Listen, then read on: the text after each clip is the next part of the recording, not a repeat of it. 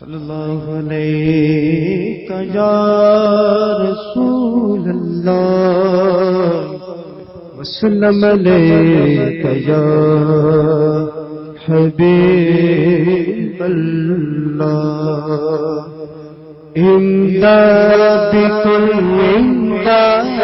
کل از بندے غم آزاد کل در دین و دنیا شاد کل یا واسع اعظم دست امداد کل امداد کل اسیروں کے مشکل کوشا واسع اعظم اسیروں کے مشکل کوشا واسع اعظم فقیروں کے حاجت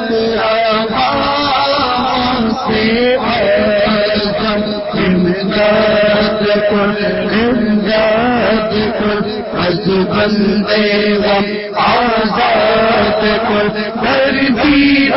دنیا شاد کن یا واسع اعظم دستگیر امداد کن امداد کن قسم ہے کہ مشکل مشکل نہ پایا قسم ہے کہ مشکل مشکل نہ پایا ہم نے جس وقت یا واسع اعظم امداد کن امداد کن از بندے غم آزاد کن در دین و دنیا شاد کن یا واسع اعظم دستگیر امداد کن امداد کن کس سے جا کر حسن اپنے دل کی کہے کس سے جا کر ہم سب اپنے دل کی تونے کون سے واسع اعظم امداد کن امداد کن از بندے غم آزاد کن در دین و دنیا شاد کن یا واسع اعظم دستگیر امداد کن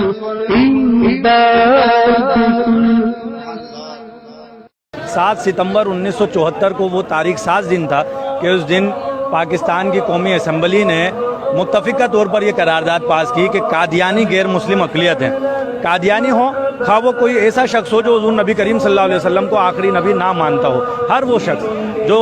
عقیدہ ختم نبوت کا منکر ہے وہ دائرہ اسلام سے خارج ہے، اور صرف یہی نہیں کہ شرعی طور پر دائرہ اسلام سے خارج ہے بلکہ پاکستان کا آئین بھی یہ ڈکلیئر کرتا ہے کہ ایسا شخص جو حضور نبی کریم صلی اللہ علیہ وسلم کو آخری نبی نہیں مانتا وہ دائرہ اسلام سے خارج ہے۔ اور پاکستان کے آئین میں 7 ستمبر 1974 کو یہ باتیں بھی شامل کر دی گئیں کہ اگر کوئی شخص اپنے آپ کو مسلمان کہتا ہے تو وہ اس بات کا اظہار کرے، اس بات کا اقرار کرے کہ وہ حضور نبی کریم صلی اللہ علیہ وسلم کو آخری نبی مانتا ہے، اور اگر کوئی شخص حضور نبی کریم صلی اللہ علیہ وسلم کو آخری نبی نہیں مانتا تو وہ اپنے آپ کو کسی بھی جگہ، کسی بھی تحریر میں، کسی بھی دستاویز میں مسلمان نہیں کہہ سکتا۔